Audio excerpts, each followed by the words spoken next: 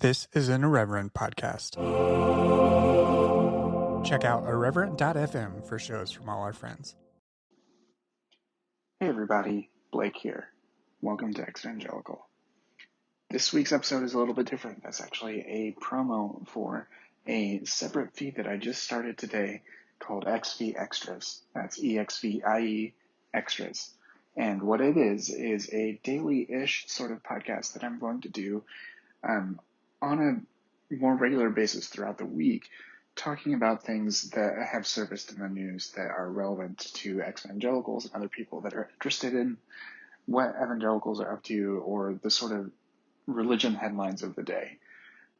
Today, what I did is I took a call from Catherine Brightbill, who was just recently featured today in an article published on Think Progress about the connection of the Homeschool Legal Defense Association and some sanctioned Russian oligarchs, and really exploring the connection between those two groups. It was published on Think Progress today. It was really fascinating, and I jumped on the phone and gave her a call, actually while I was in my car, just to have this conversation and publish it directly through an app that lets you do that called Anchor. That feed is available everywhere you can listen to Evangelical. Just search for Exvie Extras, and it may even show up when you search for Evangelical as well. But this is something I'm going to be working on and just playing a little bit with as far as with format and things like that, but having a more regular podcast that's about things that are happening in the news, because things happen so fast and some things just require comment.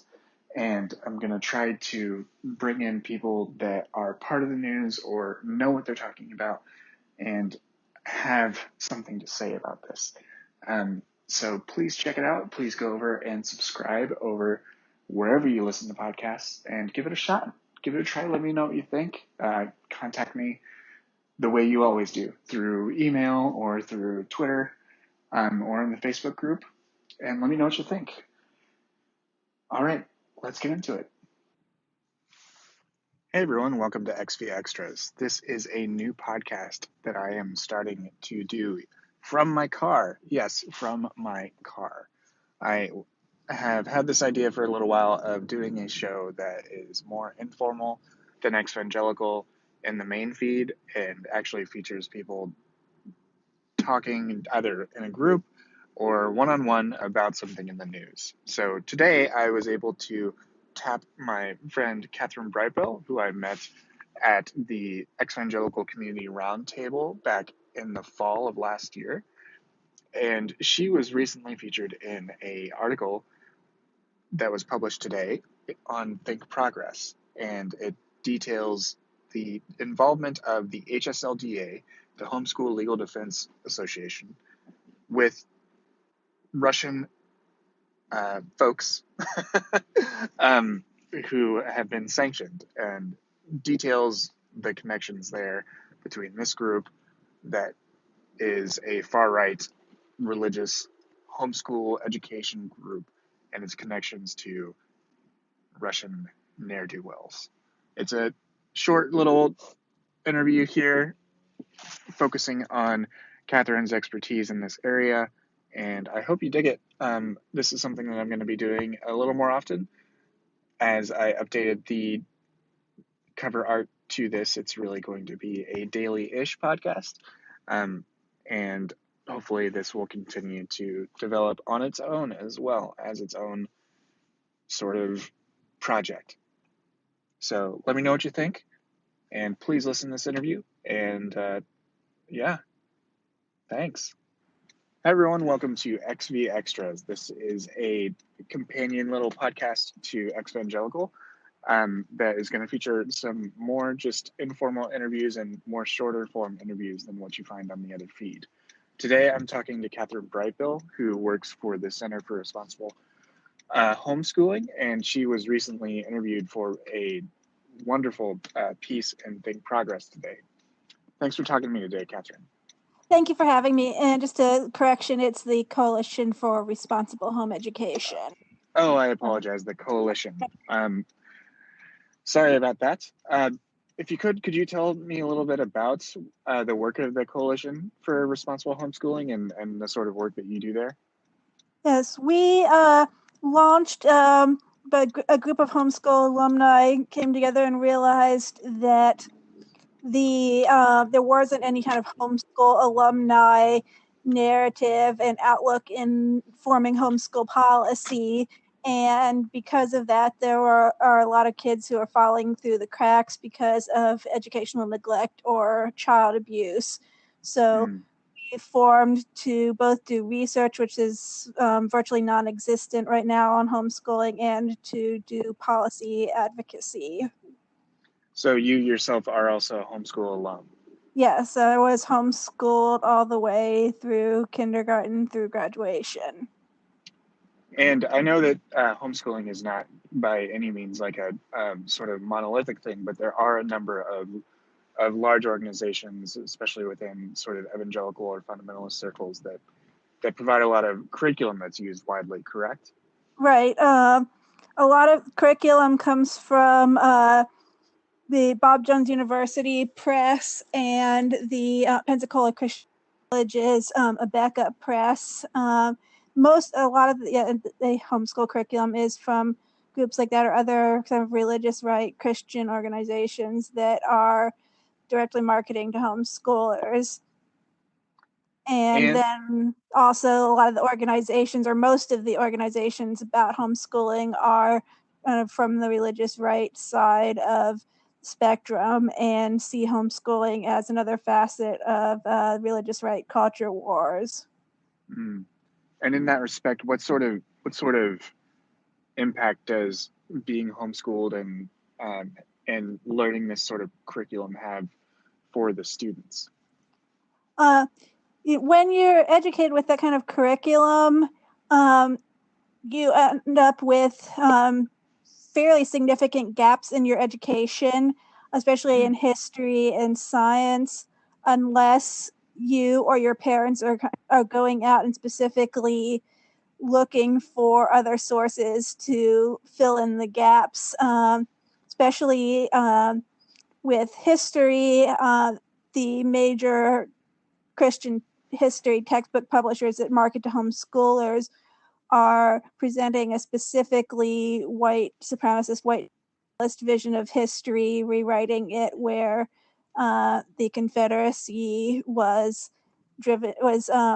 ordained by God, that the Confederate generals were wonderful Christian men, and the very much of the lost cause narrative of the Confederacy, slavery wasn't that bad. The civil rights movement was ungodly because of civil disobedience, is violating Romans 13, that kind of things. And then, of course, in the science, you can end up in massive gaps because they don't teach anything about evolution. They teach that the Earth is 10,000 years old, or at most. And so, unless you're going and specifically trying to fill in those gaps, you end up with some massive blind spots in your education. So that creates like just a large educational deficiency or leads to a sort of cognitive dissonance for Right, people that once they experience a different form of education. right. And so, like my parents, my mom was very big at getting us library books and covering those parts of history. So, which is actually how I figured out that the textbooks were teaching such a racist vision of history. But a Mm-hmm. lot of parents aren't doing that and don't have the kind of background to even know what kind of books that they should be getting for their kids. So they find themselves relying on these textbook publishers that other homeschool parents are recommending, and Mm-hmm. don't realize that they're more propaganda than actual academic content. Mm. And this article today focused on an organization called the HSLDA, ties to some groups and individuals in Russia. Um, who are the HSLDA and what is their background and what's the intent Right. of their The organization? Homeschool Legal Defense Association was founded in the early 80s by two attorneys, Michael Ferris and Michael Smith. Both of those were homeschooling fathers. Mike Ferris was based in Spokane, Washington, and had worked for Concerned Women for America, took a religious freedom case to the Supreme Court in the early 80s and won that, which was by a 9-0 decision because it was a fairly straightforward discrimination case for education funding. That's kind of getting into the woods a bit on the details. But then Mike Smith was a homeschooling father in California, and California, even to this day, does not actually have a homeschool law on the books. So people who are homeschooling in California couldn't, or they kind of were stumbling around in the dark trying to figure out what kind of way to do this legally. And so that's how Mike Smith, I believe, actually got into working with homeschooling. How he was introduced to homeschooling was as a parent came to him for advice as an attorney. He started homeschooling, and he and Mike Ferris ended up in contact, I'm not sure exactly how, and started this Homeschool Legal Defense Association to lobby and litigate to create homeschool laws and to deregulate homeschooling, which they have been doing for the last about 35 years. And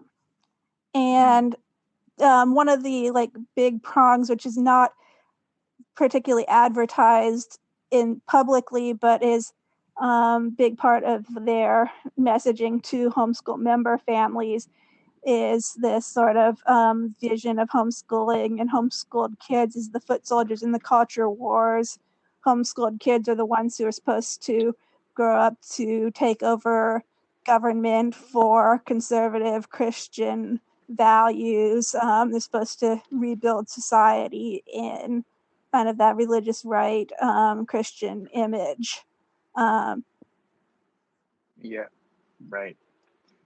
And what drew the leaders of the HSLDA towards these Russian counterparts? The HSLDA has been working on expanding homeschooling internationally for a number of years.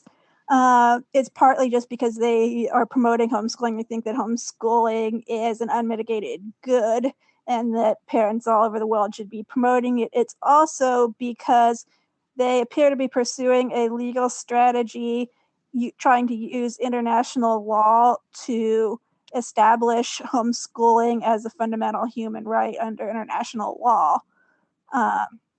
And so they've been working in a number of countries. There's a number of countries that are operative in Africa, in Asia, in South America.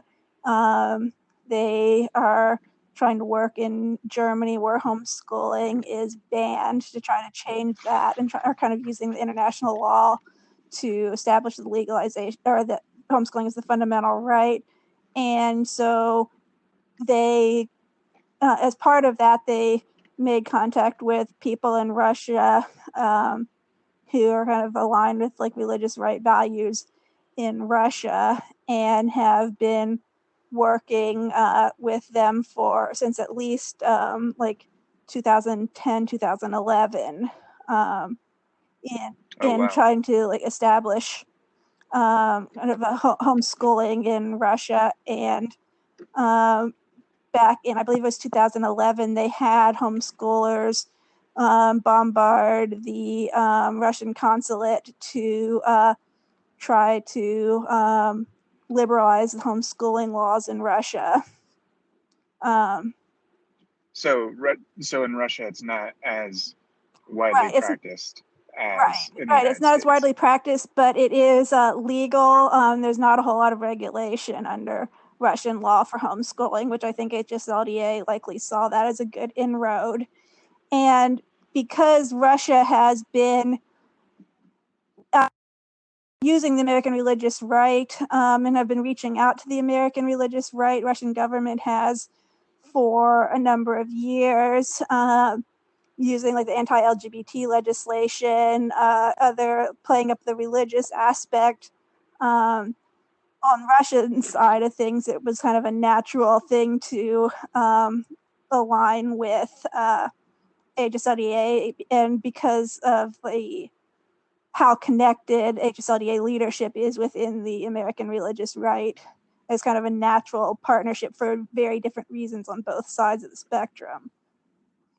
So, and yeah, that's very interesting in that it's another extension of Russia positioning themselves to be attractive to conservative Christians here in the United States. Right, and Russia's trying right now positioning themselves as the leader of global Christendom.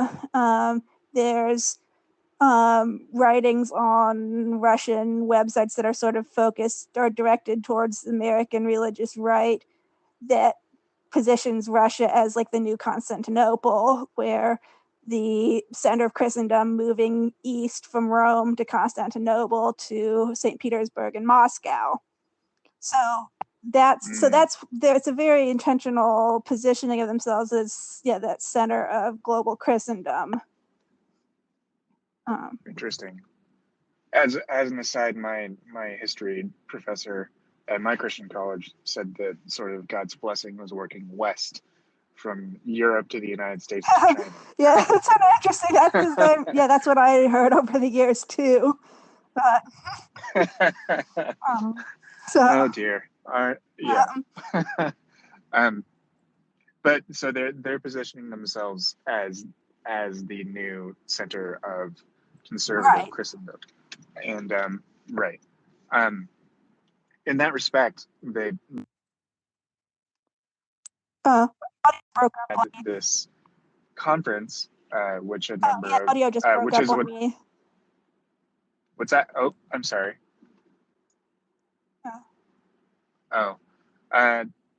Sorry about that. The HSLDA their leaders did recently attend a conference in Russia. And that's what was a big part of the article that was discussed today, or was published today, rather. What is troubling about that development, and why is that so disconcerting for the politics here, not only for homeschooled families, but also for to back up from this conference, there's a conference that took place in 2018, and then there was also a conference that took place in 2014, which was originally scheduled and promoted as a World Congress on Families event, which that's like an international right-wing religious right coalition, which is started by American groups. But it was initially scheduled to be a World Congress on Families conference in Moscow. Then when Russia invaded Crimea, officially all of the groups who were participating officially pulled out. It was officially the World Congress on Families. But the conference went forward as specifically under the auspices of the Kremlin and under the auspices of the Russian government. So a number of those religious right groups that officially had pulled out sent representatives anyway and kind of kept it hush-hush at the time. That included HSLDA sending Mike Donnelly to that conference. That had been that only reason we found out that had happened and that HSLDA had sent a representative is because a few months later, Donnelly had commented on like a mutual friend's Facebook page, and I had clicked over to his Facebook, and he had some public posts about being in Russia. And so it was, even like to this day, there's no contemporaneous documentation on HSLDA's website about that particular event. There's references Donnelly's made in talking about this 2018 conference. There's references, but that he went in 2014, but HSLDA has no contemporaneous documentation. Because at that time, Russia was the religious right, and conservatives were just as concerned about Russia as liberals were because of the Crimea situation, and then because of shooting down the airliner Ukraine.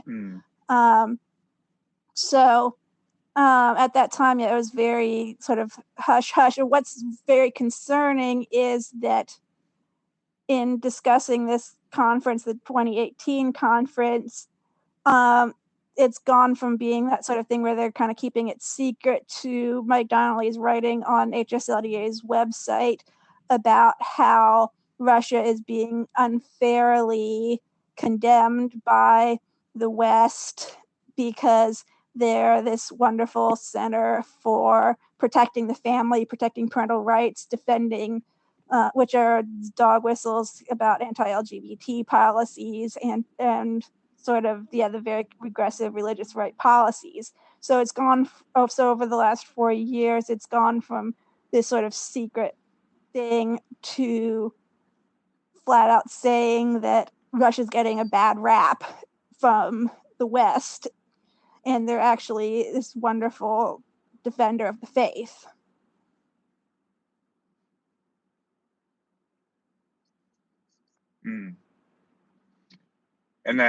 And as you mentioned, those serve as dog whistles for people to right to understand that they are politically aligned now. My guess is that HSLDA really doesn't understand how much they're being played by Russia, that they think that they're the ones who are calling the shots in this relationship between them and these Russian homeschoolers who are closely tied to these sanctioned Russian oligarchs.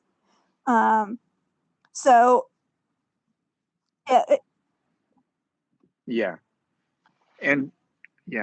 sorry. On that note, relative to them being in these open discussions and contact with these sanctioned oligarchs, what sort of risk do they open themselves up to? This administration obviously has no interest in pursuing anything relative to Russia, but in the event that the Justice Department or another department has the capacity to investigate that, what sort of risks and they're running the risk of blackmail situations depending on what went down.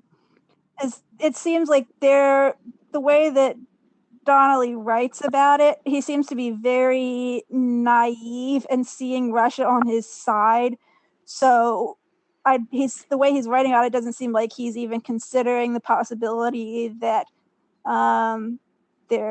Russia's recording his activities or anything else. So they're opening themselves up to blackmail.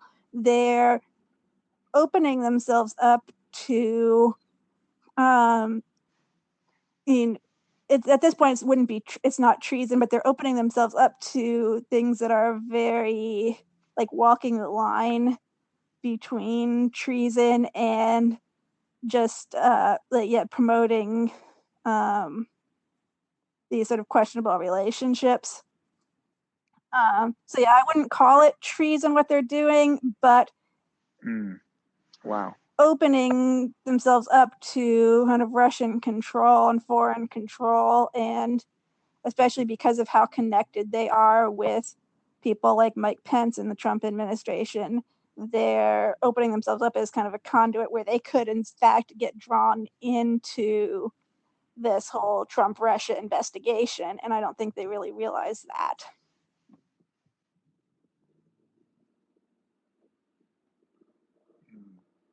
Yeah, that's fascinating and scary. Yeah. For that to be sort of on the table, for them to be manipulated. And all along, they think the way that they frame it, they think that they're being the ones who are using Russia.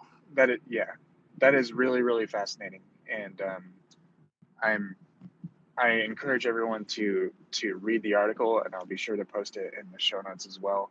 Is there anything else that you think that we didn't cover, or that you think should be mentioned about this situation? And also, what if you could plug a little bit more about the Coalition for Responsible Homeschooling as well? Yeah, I'm trying to think. I think we covered pretty much all of the high points on this. And if there's things to be investigated as far as like HSLDA's association with some of the people involved with the Kill the Gays bill in Uganda, things in other countries that I've looked into on the surface. They're working with kind of the worst of the far right in other countries, not just in Russia. Yeah, as far as the Coalition for Responsible Home Education, we have a lot of resources for people who are interested in homeschooling, looking into homeschooling. We've got information on this laws by state. So we provide that source of information for prospective homeschoolers, as well as for advocating for responsible oversight. Because right now homeschooling is very underregulated because of the work that HSLDA has done nationally. And then we can always use financial support if anyone has some money they're able to send our way. So where could they find that online? Where could they find you online? Our website is responsiblehomeschooling.org. Great. Awesome. Well, thank you so much, Catherine, for discussing this with me. I'm really glad to see it in print and continue to do your great work. Oh, yeah, thank you for having me on, and thank you for boosting the story. Of course.